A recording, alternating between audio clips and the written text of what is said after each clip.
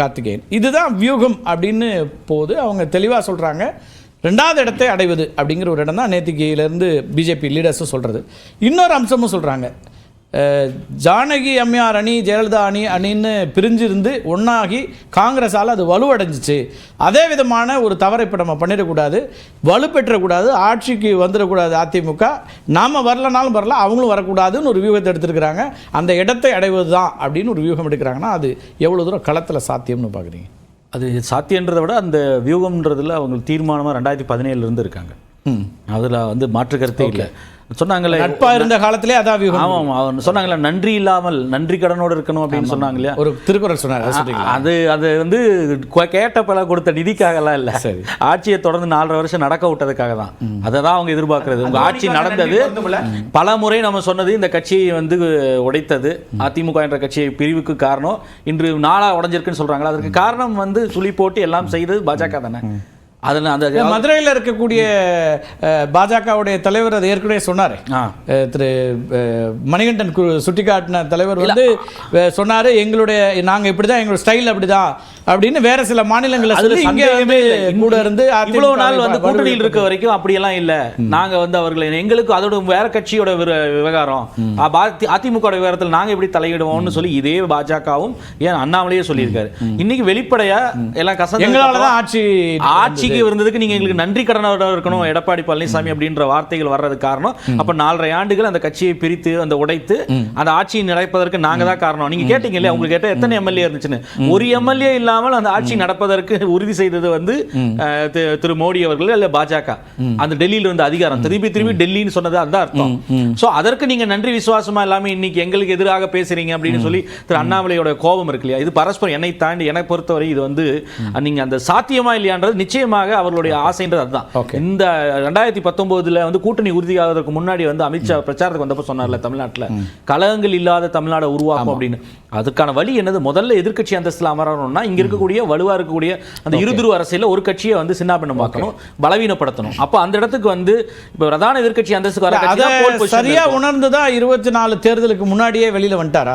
அவங்க வெளியே வரல, முதல்ல வெளியில வந்தா பழனிசாமி அவர்கள் நிச்சயமா அவர் உணர்ந்தார். ஏன்னா நீங்க நாடு முழுக்க அவர் சில உதாரணங்கள்லாம் விட்டுட்டார். அதுல நீங்க சிவசேனாவை சேர்த்திக் கொள்ளலாம், இல்ல பல மாநிலங்கள் இது மாதிரி நடந்திருக்கீங்க. இன்னைக்கு கூட்டணியில் இருக்க குமாரசாமி பலவீனம் ஆனதும் அந்த எப்படி கட்சிகள் கூட்டணிகளாக இருந்த கட்சிகள் மேஜர் பார்ட்னர்ஸ் எல்லாம் மைனர் பார்ட்னர் ஆகி அங்க பாஜக பெரிய அளவுக்கு அது அவங்க யுக்தியா இருக்கலாம், பாஜகவோட யுக்தியா இருக்கலாம்.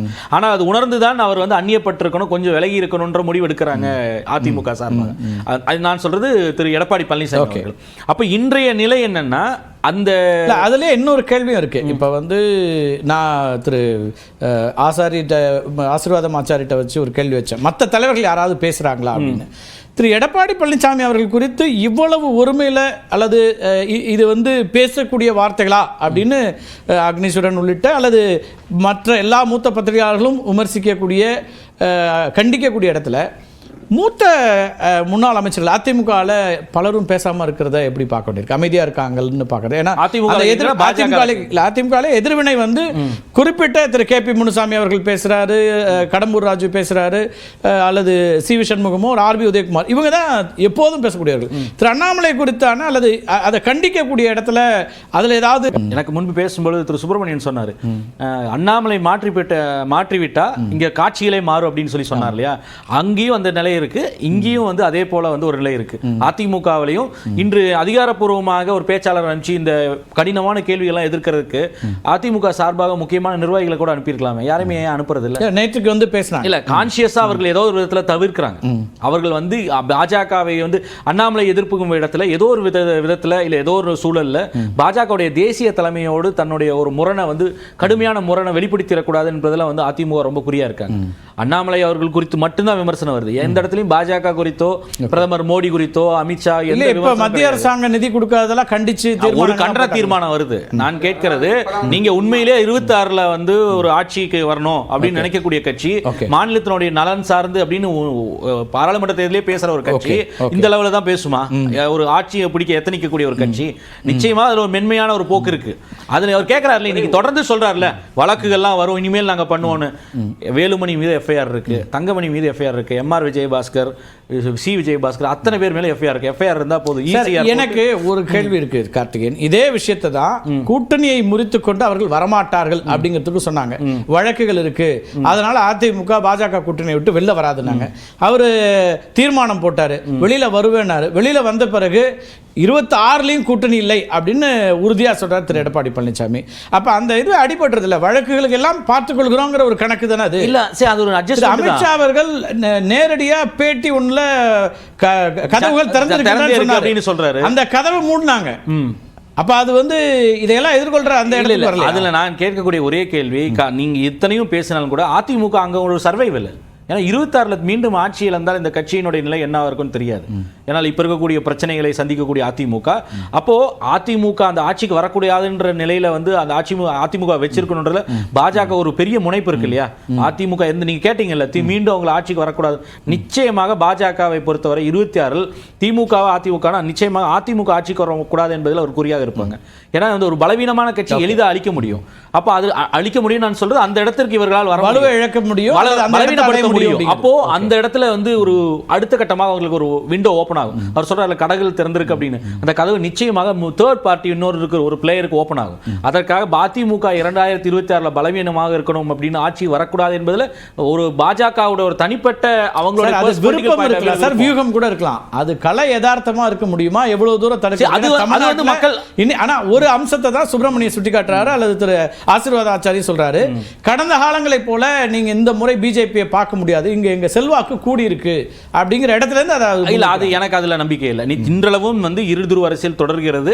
பிரதான எதிரியாக வந்து திமுகவிற்கு இருக்கக்கூடியது அதிமுக தான் களத்துல. எடப்பாடி பழனிசாமி தான் கண்டெண்டர், மெயின் கண்டெண்டர். வந்து ஸ்டாலினுக்கு எதிராக, முதலமைச்சருக்கு எதிராக இருக்கக்கூடிய மக்கள் மன்றத்திலும் சரி, சட்டமன்றத்திலும் சரி, தேர்தல் களத்தில் நான் சொல்றேன், தேர்தல் களத்துல 26லயும் அதுதான் தொடரும். 26 அதுதான் நினைக்கும். அதெல்லாம் வந்து நீங்க இவர்கள் எடுத்திருக்கக்கூடிய அவங்க சொல்லக்கூடிய புள்ளி விவரம் 18% இல்ல 11% வாக்கள் பாஜக மட்டும் எடுத்து பாமரை, அதெல்லாம் வந்து கள நிலவரத்தை ரெஃப்ளெக்ட் பண்ணாது. சட்டமன்ற தேர்தல் வரும்பொழுது உதயசூரியன் வர்சஸ் இரட்டலை தான் இன்றளவுக்கு இருக்கு. பிரதான எதிர்க்கட்சி தலைவராக இருக்கக்கூடிய அது எடப்பாடி பழனிசாமி தான் மெயின் கண்டெண்டர், அதுல மாற்று கருத்தில். ஆனால் இந்த பலவீனம் இருக்குல்ல, அதிமுக பலவீனமாகவே இருந்து அதை பலுப்படாமல் இருக்கிறது இல்ல, அதனால தொடர்ந்து சொல்றாங்க இல்லையா, திரு இவர் ஓபிஎஸ் அவர்களோ டிடிவி தினகரனோ அவர்கள் பிரச்சாரம் செய்யும் போதும் கூட இவர்கள் மீண்டும் ஒன்றிணைணும் அவர்கள்லாம் அறைகோல் விடுத்தப்போ பாஜக அதற்கான எந்த ஒரு நடவடிக்கையும் எடுக்க வேண்டிய அவசியம் இல்லை. ஏன்னா இந்த கட்சி பிரிந்து பலவீனமாக இருப்பது தான் அவர்களுக்கு சிறந்தது. அவர்களுடைய எதிர்காலத்திற்கு, அரசியல் எதிர்காலத்திற்கு அதிமுகன்ற கட்சி கடந்த காலத்துல இணைச்சு வச்சாங்களே, அது எதுக்காக? அதுதான் சொன்னாரு பிரதமர் சொல்லி தான் நான் போய் இல்ல, அதுதான் இப்ப சொல்றாங்க இல்லையா, நன்றி கடனோட இருக்கணும்ன்றது தான். ஒரு பப்பெட் கவர்மெண்ட் தானே அப்படின்றது தானே. ஏன்னா அவர் எடப்பாடி பழனிசாமி அவர்களே சொல்லியிருக்காரு, நான் பல விஷயங்களை எங்களால கூட்டணி நிர்பந்தத்தால விரும்பவில்லாமல் வந்து ஆதரிச்சோன்னு சொல்லி சொன்னார் இல்லையா. இன்று அதற்கான பலனை வந்து 2019 கூட்டணியை உருவாக்கி 24க்கு முன்பு வெளியே வந்ததற்கு இன்று வரை அந்த டேமேஜ்ல இருந்து அவர் இன்று ரெக்கவர் ஆகல. அதுதான் அவர் சுட்டிக்காட்டுறாரு. இன்னும் ஒரு படி போய் சத்யன் அவர்கள் நேற்று குறிப்பிட்டாரு, அவர்களுக்காக பாஜகவுக்காக எல்லா ஊடகங்களையும் பேசி எங்களுக்கு கெட்ட பேர் சங்கிங்கிற அளவுக்கு அவர் அப்படி சொன்னார். இல்ல எனக்கு பட்ட பேர் வரைக்கும் அந்த டேமேஜ்ல இருந்து அவங்க ரெக்கவர் ஆகல வந்துச்சு. நான் வர இன்னொரு கேள்வி, இல்ல ஒரே ஒரு விஷயம், சின்ன விஷயம் சொல்லிடுறேன். இது அதை தாண்டி எனக்கு என்னமோ வந்து இது ஒரு தனிப்பட்ட முறையில் அண்ணாமலை அவர்களை வந்து டார்கெட் பண்றத பாஜகவில் இருக்கக்கூடிய சில தலைவர்களே விரும்புறாங்கன்றத நான் நினைக்கிறேன்.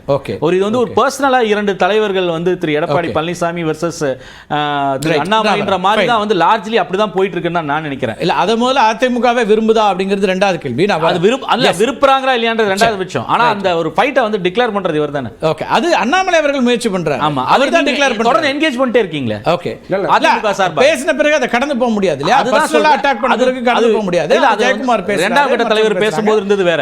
எடப்பாடி பழனிசாமி அவரே தொடர்ந்து என்கேஜ் பண்ணிட்டே இருக்காரு. ஓகே.